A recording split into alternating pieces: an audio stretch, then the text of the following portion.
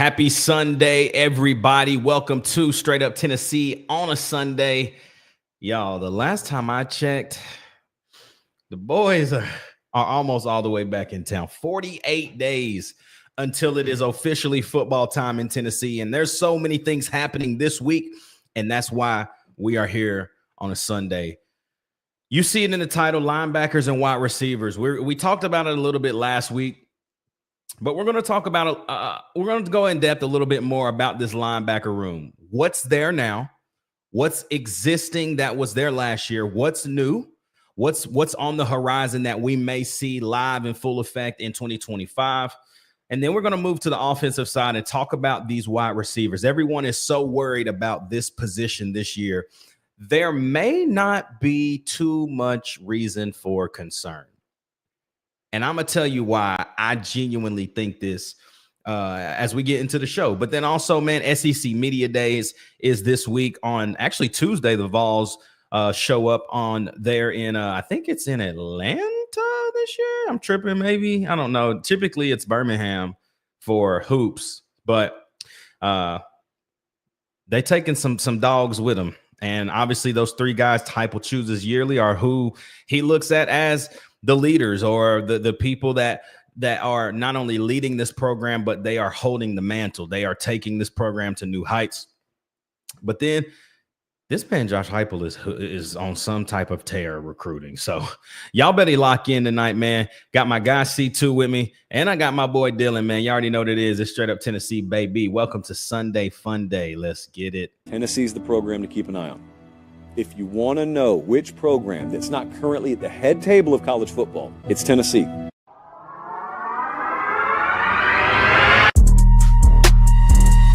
Meshack's got to go. A fire! Fire! Wins it! July Meshack wins it!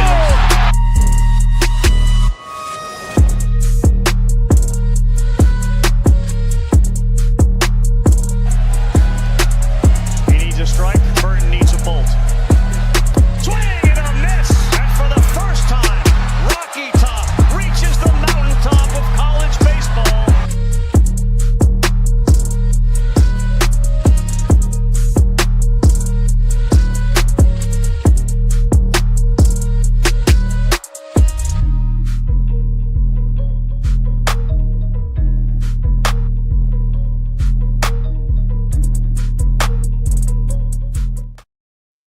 What's happening, good people? Welcome to Straight Up Tennessee tonight on a Sunday. Y'all know what to do, man. It's the top of the show. Like, comment, subscribe, and join the channel. The man Adrian is in the building, says, I can count on him to always give me one. Oh, man. Waiting on C2. He'll hop on here shortly. But till then, man, me and Dill rocking. Dill, what's happening, man? It's Sunday, bro. What's going on? Somebody said linebackers. I came running. So here we go. It's a fire group. I think a lot of potential, but there's also a lot of, I feel like, unknown that can cause worry, right? There's so many positions that you don't want to have the unknowns in, and the linebackers is one. But I think I said this last week, but I'm gonna say it again. The thing about the linebacker crew this year is this. There are a lot of unknowns, but there is more talent than we've ever had. And so I don't know how you're going to feel about it. We'll talk about it here soon, but man, it's been a great week. I feel like, you know, we didn't have a show on Wednesday, took that night off, but we back live full in effect. We'll be obviously tonight we're live, and then Wednesday we're back live because we have a lot to talk about. SEC Media Days is on Tuesday, like I mentioned.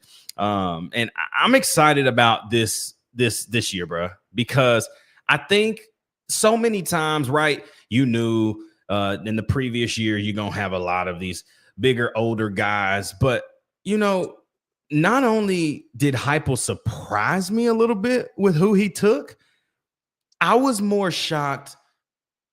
Not that I didn't think he was a leader. Obviously, he's a leader, but the fact that he's bringing Arion Carter this year. So the three guys, if you don't know, well, that are heading to SEC Media Days, and I was correct in the intro, it is in Atlanta, Georgia at the Omnia Hotel there. It's Arion Carter, Miles Kisselman, and Bryson Eason. What do you think about that group, bro?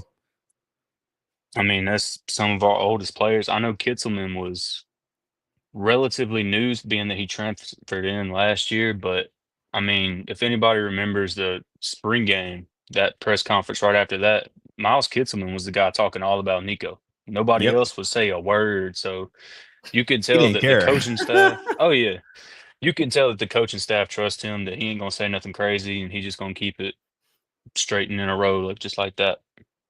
Yeah. I wasn't, like I said, I wasn't shocked about Arion Carter, but I was at the same time, because you've heard so much over the last 2 years of him being a Vol, how great of a leader he was, how influential he is on the defense. Now I feel like, who's getting the calls, bro? Him. He's getting the calls, right? Yeah. Like, no one else. I mean, T-Lander maybe, but no. I think Carter's getting the call, bro, and I think that's a big reason. I think he's well spoken. If you watch any of his player interviews during media sessions, any of his years being here, well spoken, smart kid. And don't forget, that's a local cat, man. That's Smyrna, Tennessee. So it's nice when you have in-state guys making an impact at their school in-state. Like, they didn't have to go somewhere else to make an impact. That's the stuff that I love. And so with Arion Carter, that being the case is really, really cool. And I'm excited, man. I think SEC Media Days is such a cool event, because not only do you get to see the players from all schools, but you get to hear from the coaches and the players. You know, so much in the media, it's all coach based. And we know what we're getting out of Heupel, bro. Like, we getting nothing. He's done better. I will say that. Yeah, I feel like his PR, his team has forced him to get better.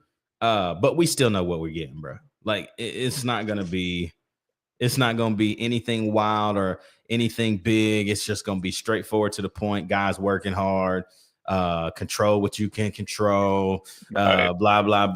You know, it's the same stuff. But I'm excited for that. I think, you know, another group, which is, you know, not a team that I necessarily care about specifically, but I just thought it was very interesting that John Mateer, being a one-year guy right here at OU, is going to SEC Media Day. So obviously we know he's talented. And bro, I didn't realize he was a junior.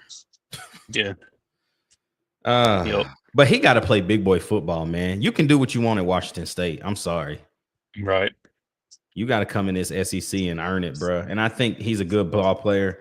But we're going to find out how good real early for them in OU. So yeah, for sure.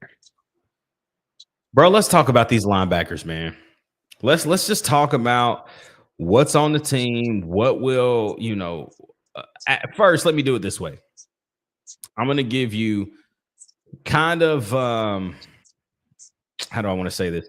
Kind of like a synopsis, I guess, or a summary of what Tennessee has in 2025. So there's a lot of different guys that have come onto the scene in 2025, but obviously this team and this roster on the linebackers in this position group is led by Arion Carter and Jeremiah T-Lander.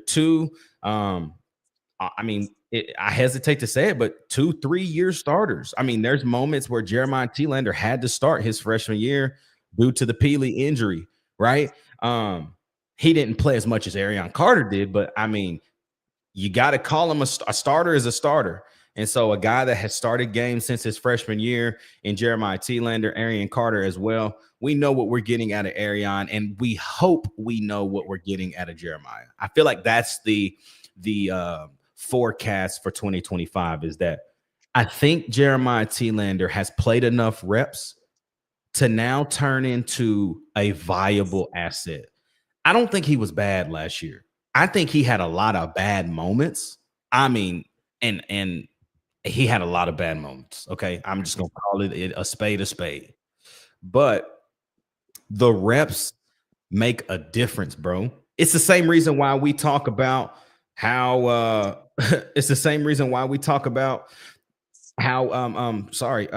Joey Aguilar is going to probably be your starter, right? The reps mean more. They just do. Right. And I hate, to be that way, but it is what it is. And that's why I think Jeremiah T-Lander has the opportunity to do something special in his junior season. But furthermore, with this roster, Jordan Burns, redshirt freshman, what do you think about him? You think he's going to make some noise in 2025? I feel like he has the opportunity, but I still think he needs just one more year to really get his feet wet and get settled in. Um, I do like him a lot. He is more of like a Mike than a Will, but Mm-hmm. the only thing that worries me about him is the same thing that worries me about Lander is how good can he get lateral? What's his Yeah. athleticism like? Well, let me tell you something right now. I know 3 guys that ain't going to have an issue getting lateral. The newcomers and the freshmen is Christian Gass, Jaden Perloy, and Jaden Harmon. These cats can run, bro. And these cats may be young, but I'm trying to tell you, I feel like by the end of the year, I can't say all of them, but you're going to know a few of their names quickly, because now the linebacker room is another room that honestly shouldn't be scared to rotate, bro. Right. And the big name I'm not forgetting. I just haven't said his name because I think he's the guy to me. Like he's almost the X factor, because last year he had moments, and then, when he had bad moments, we're like, oh, I mean, he's a freshman, right? Like, yeah. But maybe he can play a year without a club on his hand, right? Like, and if you don't know what I'm talking about Edwin Spillman. I think Edwin Spillman is a guy that not only can run, he's great in pass coverage. I think he's had to kind of come on quicker.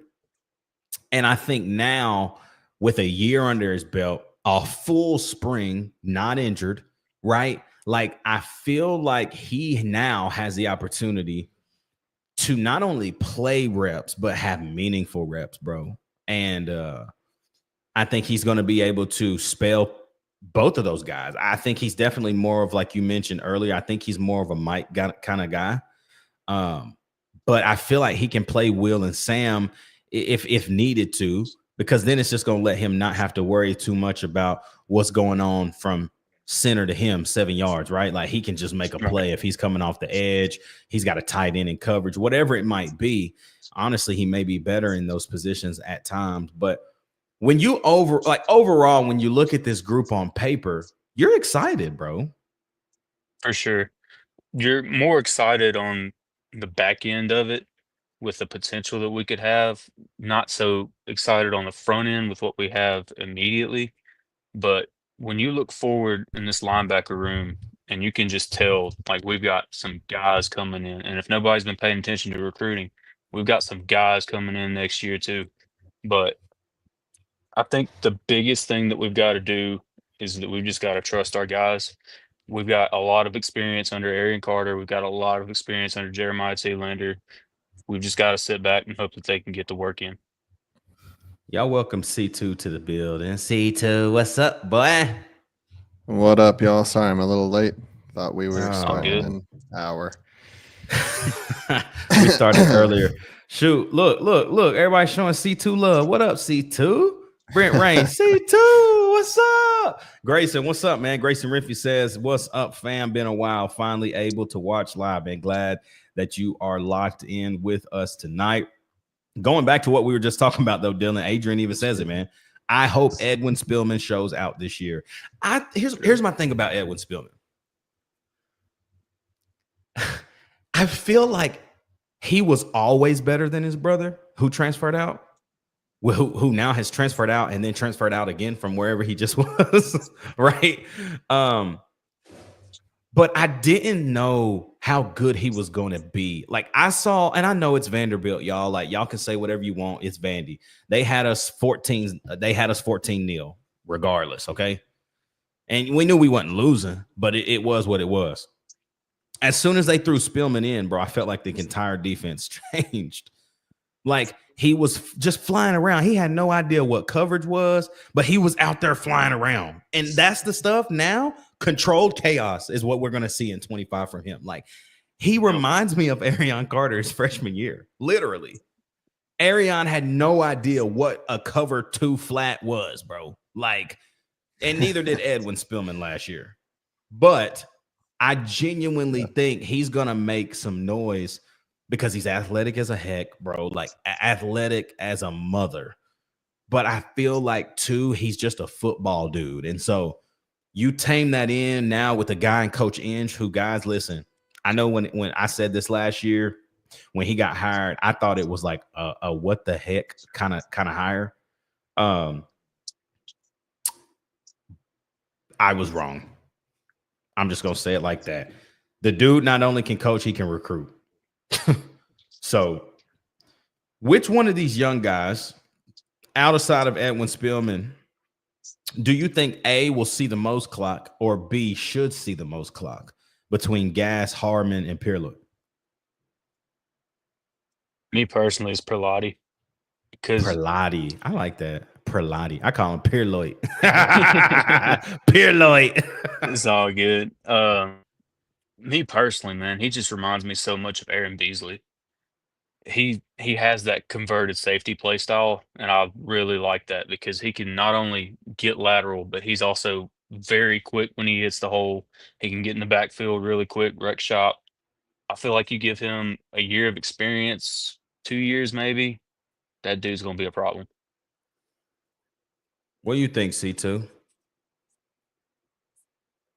Seem like you muted, fool. Now you're not. My mic software decided to update, so I got to use my nice. AirPods for a minute. I think your mic is still on. I think you want to know which one of the young guys Yeah. is going to be stepping up, Yep. specifically linebacker, or Yeah. I'm hoping, other than Edwin Spillman, that it would be Jordan Burns behind T-Lander. I think he's got, like Dylan said this earlier. The dude has so much potential. And I know he redshirted last year. So he's expecting to get some type of clock, right? Like there's no way he doesn't get reps.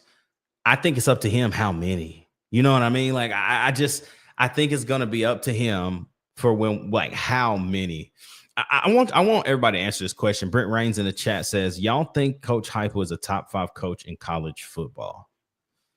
Oh man, that's hard. I'll answer that in kind of a different way. He's not done enough to be a top 5 coach in college football. Yeah. Right? Like, and I think that's all I can say. What y'all think? Yeah, I'd say currently no. I'd say maybe you could put him top 15. close to top 5 in offense, but as an overall coach, no, I don't think so. Not yet. Yeah, and Dill said 15. So like I'm around there. I don't think there's, here's what I will say. I don't think there's 15 guys better. Like that's what I will say. Yeah. Yeah. So I mean, it is what it is. Not yet, but I think he can be. I think in order to be in that kind of top 5 conversation, I don't even think you got to win a natty. I think you just have to be. You got to be in the SEC championship year after year. Like if like here, I just call a spade, and you guys may not agree with me here, but I think Lane Kiffin's a better coach than Heupel right now. Like I'd agree with that. I think just based off of what he's been able to do at Ole Miss, it's better than what we've done in a cumulative of 5 years. Like that's what I'm trying to say. And it's so more consistent too than what we've been able to do, for sure. Yeah. So I think it's a timing thing. And I think if you ask me this in 3 years and Tennessee's made it to the playoff 2 of those 3 and we've got to an SEC championship, then we can have that conversation again. That's where I'd say we need to win an SEC championship. I don't think getting there is good enough to be in the top 5. Top 5 in the nation. You gotta win your conference at least once. Okay, think about this then. Who are the top 5 best coaches in college football right now? Kirby Smart, Dan Lanning. I don't Ryan even Day want to say it. I want. Yep. Yeah, Ryan Day's up there, unfortunately. is hey, am I wrong here? Am I wrong? Am I wrong? Just tell me if I am. But do you have to put James Franklin in there? I wouldn't put him top 5. He's top 10. Always there. Yeah, I wouldn't put him top 5. Okay. I would. So Ryan Day, Kirby Smart, Sark. He's on the verge. He would be number 5 or 6 probably. Who's 4 then? That's what I'm trying to think of. Like who's 4? I'm just trying to think of like the best teams. You can't say Kalen DeBoer. Would you say a Lincoln Riley? Track record. Lincoln Riley is John Calipari. Like, am I wrong? Like, Lincoln Riley is only John Calipari for football. Like, he could care less about winning a chip if his guys are getting to the league because he's getting them incentives if they get to the NFL. So he doesn't care, right? To leave a well-polished, well-oiled machine in OU to go to USC just for a check. You knew that roster was worse. Like, I don't care what you say. You knew that roster was worse. You left Oklahoma in better position than you went to USC with. And somehow you could care less if y'all win a game, bro. Like, I'm sorry. Like, that is some John Calipari stuff, bro. I can't put Lincoln Riley in that conversation. Yeah, I don't think he's there yet, but I think he will quickly find himself there, and that's Marcus Freeman from Notre Dame. Yeah. Man, I hate Notre Dame, bro. I think they hate Notre Dame too. I think they are the most mid team in the college football, bro. Yes, they made it to the college football playoff national championship. And what happened? Yeah. All they are is TCU. That's all they are. I hate Notre Dame too, but I like Marcus Freeman. I think he's a good coach. He just happens to be coaching a school that I can't stand. I don't know, man. I don't think he's a bad coach. So, like, don't hear what I'm not saying. But brother Bear, no, I'm sorry. This is a debate though. Like now, look, Brent, look, he here. Notre Dame is so overrated. I think so too. I think so too. But because y'all done opened up a whole can tonight. Y'all have done it. Y'all have already. It's 20 minutes in and y'all have done it. Notre Dame needs to get in a conference, bro. Until they get into a conference and have to play a scheduled conference game, I don't want to hear anything about Notre Dame, bro. I don't. Because right now, they can pick and choose who they run on their roster or pick and choose who they want on their schedule. And so it doesn't benefit anything. Like, unless we do conference, unless they change NIL, though. Dude, but unless there's like a conference realignment they have to stop being an independent because all it's doing is completely despising what they wanted the college football playoff to be anyways. It was all about what you did conference, right? Like that was why they opened it to 12 teams because they wanted to get automatic bids for the bigger conferences and they wanted to showcase more of the talent in different conferences. But they're an independent. Yeah. Notre Dame is never willingly going to join a conference though because they get to keep all their money. They don't have to share it with other schools in a conference. It's all their money. That's why I feel like Notre Dame is actually holding back Big Ten because they are like the second richest school when it comes to NIL and everything like that. So I feel like they could become a juggernaut if they would, but for some reason they just won't do it. Something's got to change with that though, because like it's genuinely not fair. Like, you know what I mean? So like. You can keep recruiting and paying all these people what you want. I mean, you can see just based off of like how many cats that live in Alabama really want to go to South Bend, Indiana. Not one. But if they talking about $4 million over 3 years, yeah, I'm going. Nice. And like you're gonna be miserable. But like that's the problem is like y'all said, they don't really have a cap on what they can spend. And so man, dude, y'all done opened up something totally different. Back to linebackers, okay? Goodness gracious. I was gonna throw one more coaching name in the hat, although I think he's fallen out. I think Dabo probably would have been up there, but his unwillingness to adapt to the new situation. Sure. I'd still put him in there, bro. Knocked him out. I genuinely don't know if there's 4 other coaches better than him based off of track record. That's fair. Yeah. Right? Like track record alone, bro. If Nick Saban wasn't at Alabama, Dabo would probably have 4 chips, bro. I'm not kidding you. Yeah. Like those rosters, bro, and I'm just saying this, and people might not like this. I know this is gonna get clipped, and I don't even care. You give me some of Clemson's rosters over Bama's in those 10-year span, bro. They were so much better, but something about just that Bama dog, like you just couldn't get over the hump. And Clemson, bro, I remember that 2016 national championship game with them in Alabama when Derrick Henry was just like, I mean, like that was the best football game. I think it was like final was like 45-42 or something crazy like that. It was a hell of a game. Like, golly, bro. Hold on, I'm about to actually see what it was. Yeah, 45-40. Bama won. That was a crazy game, bro. Like, I'll never forget that game because that was the one when Deshaun Watson did that rollout and missed him. And that's how the game was over. But what a freaking game, bro. They don't do it like that no more. I mean, for that 10 years, it was really Saban 1, Dabo 2. And then you had like sprinkles of other cats, like Ohio State won the very first college football playoff. Right. So it'd be interesting to see, but I think you got to put Dabo in there just based off of track record alone. For sure. And then past that, I don't know, man. I'm putting Sark in there, bro. It's fair. He could be in there. I'm going. What'd you say? Deal, you said Kirby. Dan Lanning. Who else did we say? Ryan Day, unfortunately. Ryan Day. Kirby, Dan Lanning, Ryan Day, Sark, and Dabo. Yeah. It's fair.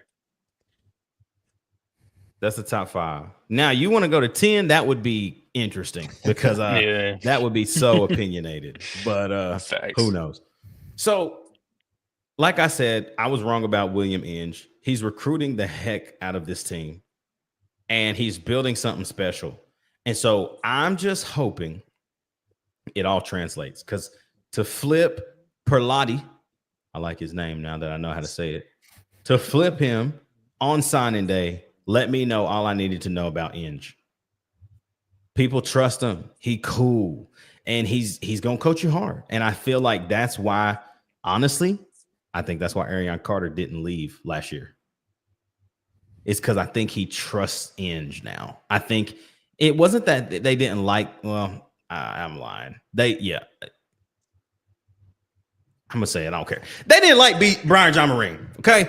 They did not like BJM. They didn't like the dude. The dude couldn't coach. It is what it is. We was always mad about people catching the ball over the middle of the field. It was his fault. Like, it wasn't the safety's fault, bro. It was his fault. They didn't like him. The way that they don't like BJM is almost kind of like, and I ain't even gonna say it. Dylan absolutely loves the coach of this next group we're gonna talk about. He loves them. He's the best, being Kelsey Pope and the wide receivers. So, y'all, before we dive into the wide receivers, what do y'all think right now is not necessarily the most important, but if Joey Aguilar rolls out QB1 against Syracuse, what do you think in that game is the most important moment that might turn that corner for him playing? I mean, like, he's no stranger to big games, okay? I was thinking about this today. This man's played Clemson the last 2 years. Like, he's no stranger to, like, a good team or a big game. But I always wonder, like, in the Syracuse game, he rolls out QB1. Like, what is the moment, right? Like, what's the moment where, like, it just clicks? Like, what's that most important time y'all think? For me, let me explain what I'm saying. I'm like, I feel like it's just the first drive. Like, what does that first drive look like? Because if it comes out and we do typical Tennessee fashion 3 and out, we all like, well, here goes nothing. But what if he turns the corner, bro, and rips it, and it's just one of them things? Like, okay, like we back. Like, what do y'all think is the most important drive for him in a game like the first game? No, and Syracuse is no slouch, but there's no reason we should lose this game. Now, for me, go ahead, Dill. okay, it's just not necessarily a moment, but over the course of the game, he needs to find his timing with his receivers. He needs to get in rhythm with everybody and make sure that he's hitting everybody on time. And I feel like if he can build on that going into who's the second team we play? ETSU. ETSU, and then he can carry that from ETSU to Georgia. I feel like we will be on a tear going into the rest of the schedule. But he's just got to find that timing, get in the rhythm with his receivers, and we'll be golden. Yeah, I'm gonna say two things. One is echoing Dylan, but most importantly, I think is the I want to see his chemistry with Mike and Brazil, because I think those are the two most important guys he needs to have chemistry with, as well as tight ends, stuff like that. But for me, the most important drive I want to see, especially in that first game, is however many drives we have in the 2-minute drill. Because our 2-minute drill offense last year was god awful. It was painful to watch most of the time. So I don't care if we're up 35-0 somehow into the first half against Syracuse. I want to see us do a 2-minute drive like we're down 21. We've sucked at that the last 2 years. And it's honestly, boys, like, just call a spade a spade. It's just quarterback play. I mean, it's not like the plays weren't there, right? And there were times, though, where I think Heupel pulled back in 2-minute drill. I do, but I think it's because the trust, right? Like, I don't think Josh Heupel trusted Nico as much as we all thought. No. And now, like, looking back, I know, I understand why. Like, I really genuinely believe Nico thought talent would propel him into just greatness at Tennessee, and it just didn't work out. So, complaining about the wide receivers and stuff when now we get to talk about them. I like this group. I think it's a good, solid group. Mm-hmm. It's a lot. It's the same like with the linebackers, right? Though, like there are a ton of unknowns with this group, right? You know how good Brazil can be. Mm-hmm. You know what the hype was with Mike Matthews. The people are not talking enough about Bray Stay. That's what I'm calling him, Bray Stay, Braylon Staley. I feel like this cat is he's one of, and like the kids say, he's one of them ones. And I really think he's gonna bring something. We'll talk more about him. But then after that, you get the transfer in Amari Jefferson from Alabama, who should have been a Tennessee guy anyways. I have no idea why he committed. That was so stupid when all of that went down. Dumb. So it was nice to get him. I don't know, I'm going to let Dylan talk here in a minute. I don't know what his production is going to look like in 2025. It might be some, it may be nothing. But then it's the young guys behind him, right? It's the Travis Smiths, Radarius Jackson, those two cats specifically. It's like, what could this really be in 2025? What excites you, Dylan, about what this could be alongside a gunslinger quarterback like Joey Aguilar? We don't know a lot about Jake Merklinger, but we do know from just stats and film that Joey is going to give these guys every chance to make plays. What excites you about this group in 2025? And I have an additional question for you, Dylan, just out of curiosity. I wanted to know your input. Do you think Boo Carter or like Jackson or Smith sees more reps at wide receiver? Okay. So Me personally, it's the same with the linebackers in a way that I'm more excited for the potential than the immediate production. But it's not just the first three guys. Today, I mean, this year is going to be the year where we find out if Heupel really throws his freshmen out there and sees if they can sink or swim, because he's got no other option. Amari Jefferson, I would kind of cool expectations on him because he had a hip pointer or something early on. I don't know how much of training camp he's even went through, but there comes to two guys that I really have my eyes on, and they're both true freshmen.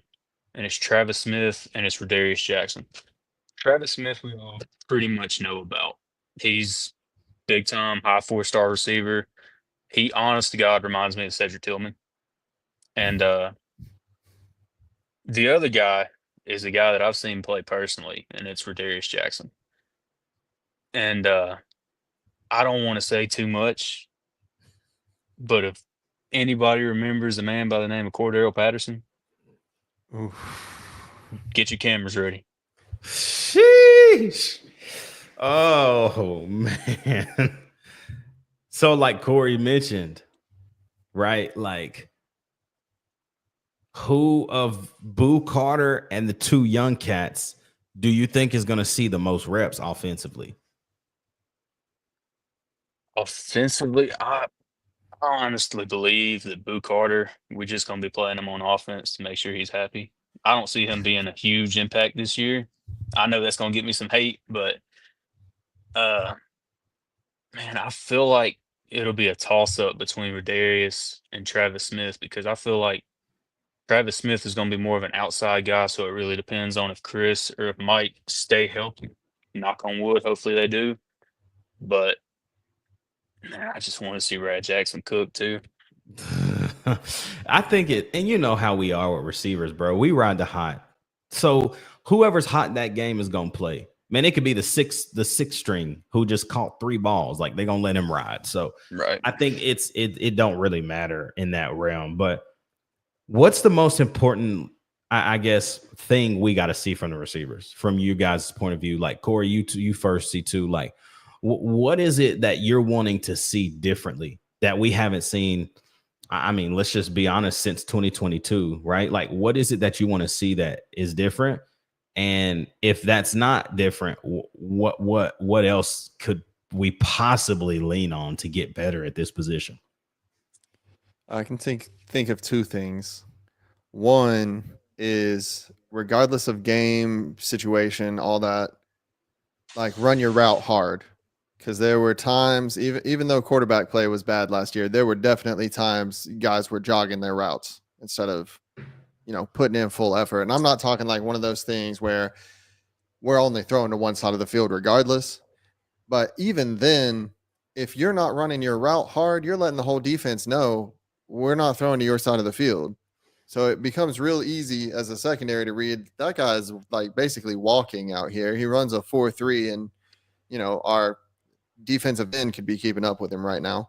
So they're throwing the other side of the field. The second thing is keep it simple. Stop diving for balls you don't have to dive for. Stop Squirrel White. Overthinking just the basics of your position. If the ball is going to be within your reach, just reach out and get it. Like, don't feel like you have to make some sort of slow motion all-star trick move to just catch it. Just catch the ball.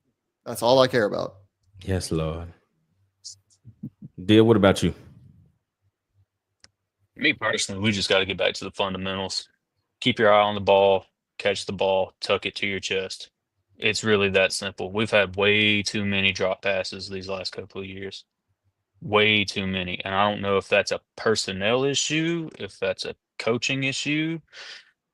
Join the channel, jump into Discord. We can talk all about it. But really, between that and just we have a new quarterback under center now.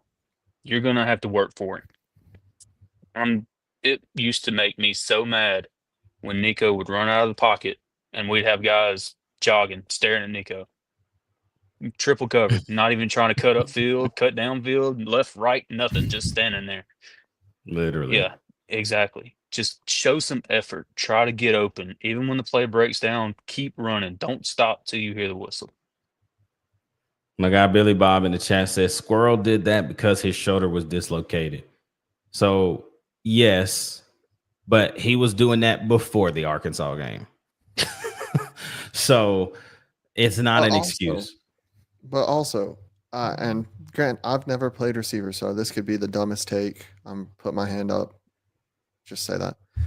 I feel like if your shoulder's dislocated, diving onto the field would hurt worse.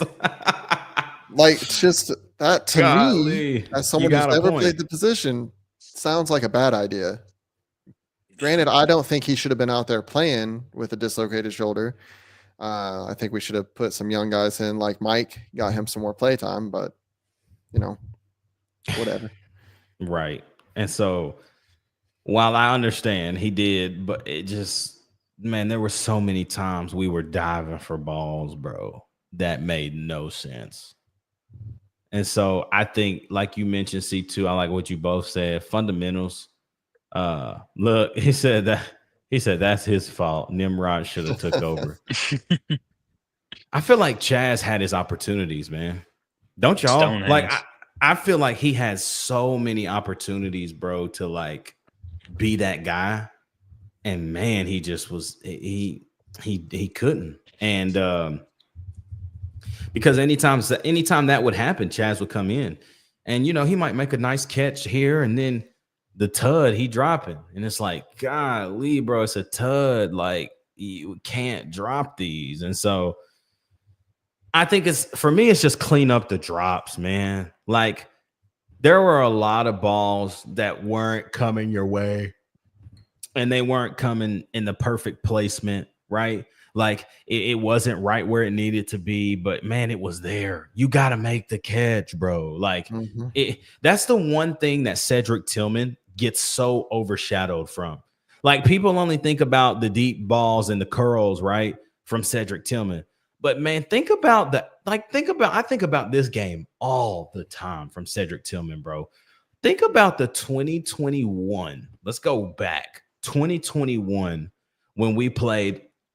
Who was that? So 2021, we played.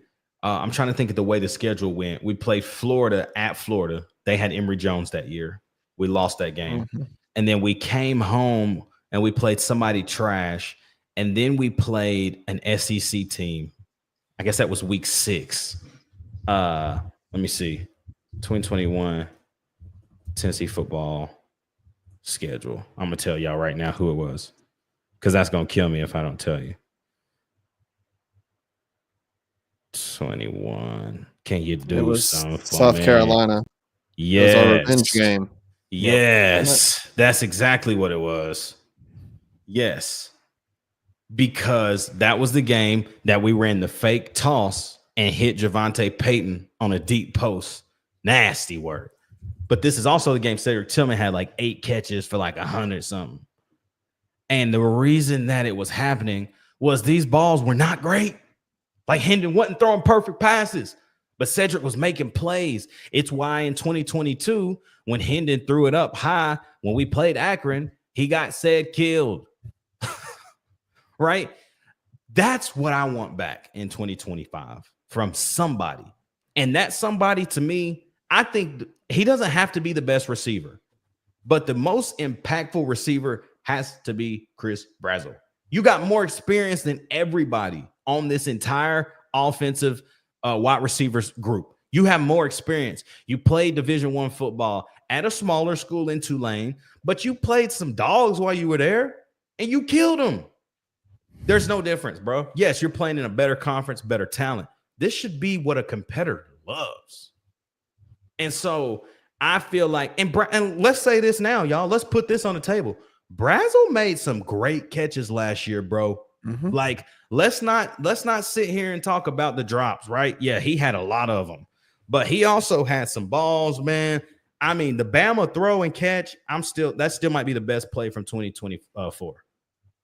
Dot ball, great catch, secured. Go back to the Vanderbilt game. Cross the middle on 3rd and long. He gets killed. Yeah. Catch. Let's go to the Florida game. 3rd and long. Cross the middle. Brazzle. Catch. He's got it in him. But I got to see it more consistently. And I feel like if it's not this year, man, he's transferring out. I do believe that. I don't think he'll have a choice but to transfer out, because if Jackson and Smith are as good as they are and Brazel doesn't step up this year, he's not going to have a spot in the starting rotation. Billy Bob in the chat says Mike Matthews might be more of a problem than Chris, bro. That's not what I was saying. I think Mike Matthews is the best receiver on the team. But I'm talking about who has to be the most impactful. It's the guy with the most experience, bro. Like Mike Matthews doesn't have, like, in my opinion, even though I know Mike Matthews is probably the best receiver on the team talent-wise, I don't have some crazy expectation on Mike. I don't know about y'all, but like, he didn't play enough for me to have some type of expectation on him, bro. Like, it's like I don't have any expectation for Joey Aguilar because I know what he's going to come and do. He's going to throw the ball. He's going to give people a chance. And if he throws a pick, who cares? Like that's what I feel like he's going to do. And everybody's talking, like Brent Rains in the chat, Mike Matthews finna be a problem. I hope so. Brent also says that's why Aguilar is going to be better than Nico. Unpack that. What you mean? Because he's just going to just force it down the field. Is that why? Because I agree. Billy Bob says, how you feel about Boo playing slot and safety? Here's what I think. Genuinely. Dylan said this earlier. If we have 80 plays, he might play 5. But those 5 are going to come to him. And we're going to see what happens, right? But see, the thing about playing slot, like playing what he does defensively for us and then going to the offensive side is like, if he's not in the game for an entire drive, it's not going to be helpful for him to play offense. Because people are just going to be like, oh, 23's in, they're throwing him the ball. Yeah. You know what I mean? Like, right. So I like it because dude is a problem when he has the ball in his hands. I saw Boo Carter play at Bradley Central. I've never seen something in the flesh like that other than Cordero Patterson. Like you said about Rad Jackson. Like, dude, they are so explosive with the ball in their hands. But he's also going to be playing 70 to 85 plays on defense. So, like, how much of an impact can he actually have? I don't know what y'all feel about it, but that's just me.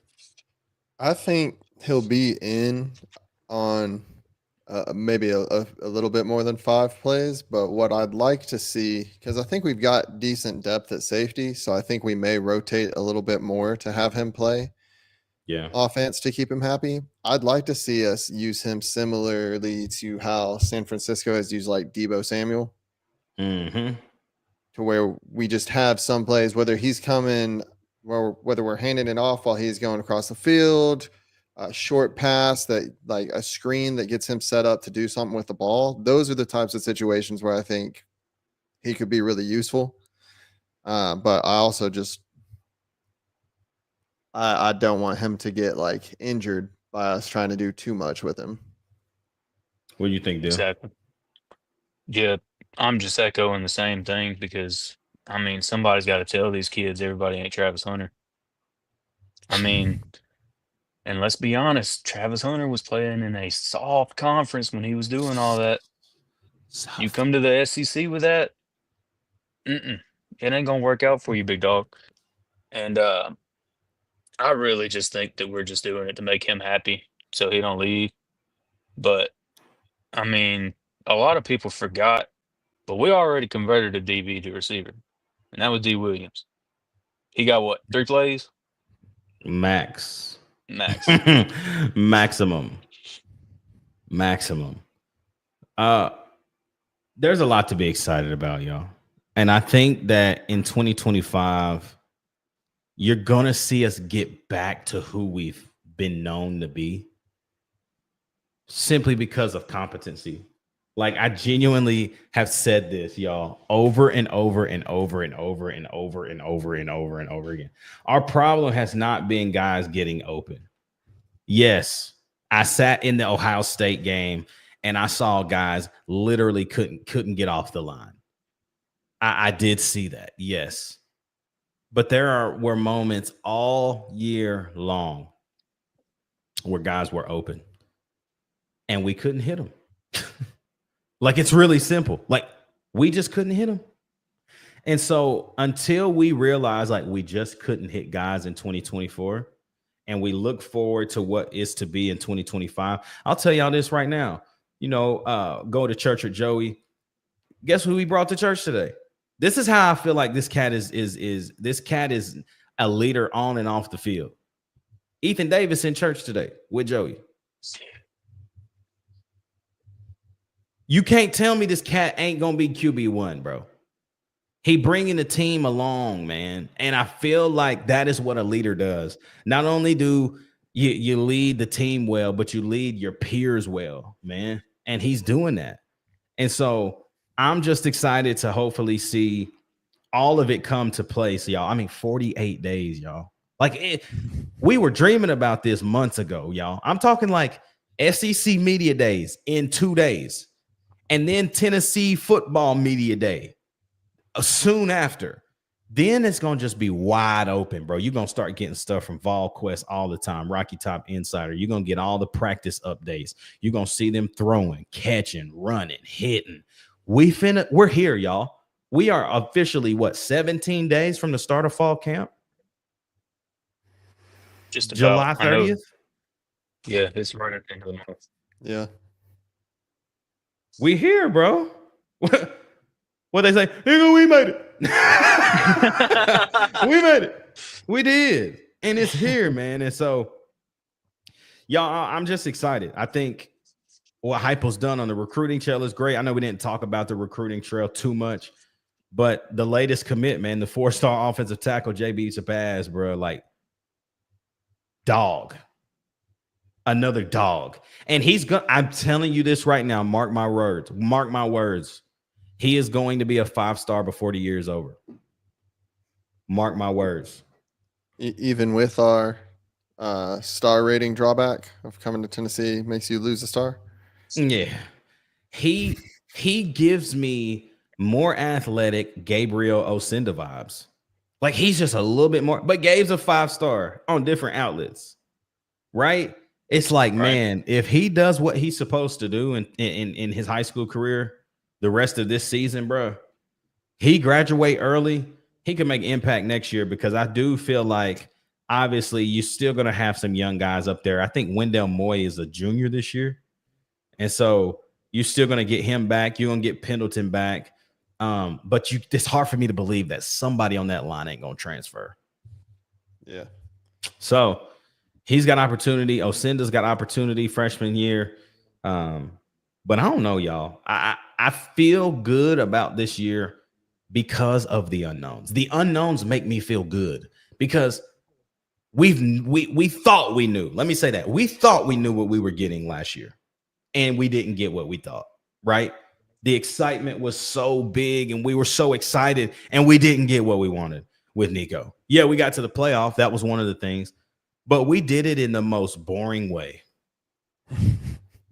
Offensively, yeah, for sure. It was boring, dude. It was boring to watch us play last year. I don't know. I mean, the only reason I was going to all the games is because I paid to be there. Like, I have season tickets, so I'm definitely going. But it was boring, and I would love to get back. Dylan, you remember when we met 2022 South Carolina game? You ain't driving 6 hours for what we've done the last 2 years, bro. Why do you think I went to Vanderbilt last year? Okay, right. But do you remember we tailgating, having a good time, having a little something to drink, a couple group food items? But was there ever one moment that day or that season that you were like, man, we're not going, man, we're going to lose? 2022? After the LSU game, there wasn't one game that we played that I felt like we was losing. I was nervous. I remember pulling up to the games, not even worried, bro. I want that feeling back. Home games for sure. Bro, when I'm at Neyland, and I want that back. Last year, I felt like, man, well, who knows? I don't know. We're going to see. I want that feeling back, bro. When I remember, bro, going into that night game against South Carolina in 2022, bro, dark mode, bro, there was zero fear in any of the fans, bro. We was in there giving them hell all night. They didn't want it, right? And Right. so, look, Tennessee Jr. says, come on, D. Sam wasn't boring. Okay. I'm not saying D. Sam was boring. I'm saying the way we had to win was boring. We was beating teams 50-7 and stuff, y'all. Like, Right. let's not forget we beat LSU in Baton Rouge 40-13. I don't think we scored more than 40 points like 3 times last year. we didn't come close to a game a quarter of as exciting last year as that Alabama game at home, where we won on the last second field goal. Yeah, like it was boring. Maybe not even 10% as exciting. And D. Samp, my guy, like that's my boy. I appreciate him. He came on the show like we good peoples, like great dude. Watching him do his thing wasn't boring, but the way Tennessee had to win was boring, bro. Right. And that's why we lost Dylan Sampson the way we did in the Ohio State game. Too many reps. Yeah. No reason. No Very reason. simple. We've been getting 30 reps a game. If we don't get back to that feeling that you're talking about this season, AJ, I think we do next season, in part because if we can keep most of our current running back room with Shabazz and Blair and the improvements we're making on offensive line, I'm not even going into like the Faison coming in, obviously. Number 1-1. 1-1. I'm just talking 1-1. a running game. If 1-1 Bishop 5-star. or Lewis are still here with that offensive line, Hey man, Forget it. say man. And hey, I'm gonna just say this, y'all.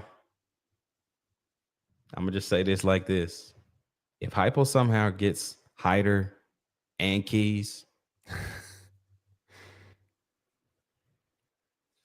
It's close. I'm just gonna tell y'all we closer than ever before. And with how recruiting works, if you pull 2 of those cats being 5 stars, Tennessee gonna have a top 5 class. Easy. And that's gonna be scary season for everybody. Mm-hmm. Scary season. Let's see. Look, Billy Bob, we're not losing a recruit to Michigan, Ruck. I don't know, dog. I don't know. Tennessee Jr. says that would be so much stupid fun to watch. Exactly. That's what I'm trying to tell you. Let's get excited about that. It don't matter. Vols by 50. Yeah, a shout out to Boogie Bentley. That's basically what he says all the time. I feel you, bro. Hooker and Hyatt was fun for real. Yeah, it was. But I stand by what I say. We never will know about Jalen Hyatt if Cedric Tillman didn't get hurt.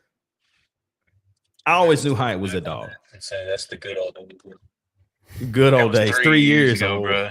It was the good old days. Right. Because if you go back too much further than that 3 years, it gets rough. Yeah, buddy. Oh, that works. That's why people always like Tennessee fans always talking about their back. Guys, let us have our moment. Dang. Like, let us just have our moment. I'm sorry that y'all ain't like, happy. and you know, I'm not gonna go there, y'all. We'll be here for another hour. But till then, look, y'all, we'll be back on Wednesday, man. Wednesday, obviously on Tuesday, there are SEC Media Day. So on Wednesday night, we'll talk all about Media Day, the comments that the players had. What did Heupel say at the press conference there on SEC Media Days? But then we're also going to catch up on recruiting because I think there's some things that's going to happen between now and Wednesday. Keep your eyes open and eyes peeled. But also on Wednesday, we're going to go ahead and heighten it up. We're going to talk about the cornerbacks and the running backs. 2 position groups that we are better than we have ever been before. And I know you hesitate saying, wait, Ruck, we lost Dylan Sampson. Yep, we did. But I don't think y'all know who Star Thomas is. So just wait on it. And we're going to dive all into it Wednesday. Boys, you got anything to say, man, before we wrap? I'm just happy football's almost back, man. Boy. Y'all already know what it is, man. It's straight up Tennessee, baby. Thank you for tapping in with us on a Sunday. Like I said, we'll be back live Wednesday night, 8:30 Eastern, 7:30 Central. Again, what we talking about? The corners, the halfbacks, SEC Media Day, recruiting is heating up, y'all. 48 days. Boy, I feel like turning up right now, bro. Ooh, anyway, I got to go, man. For my guy C2 and my guy Dylan, man, it's your boy Ruck in the building, man. Thank y'all for tapping in with us tonight. We'll see y'all live on Wednesday night.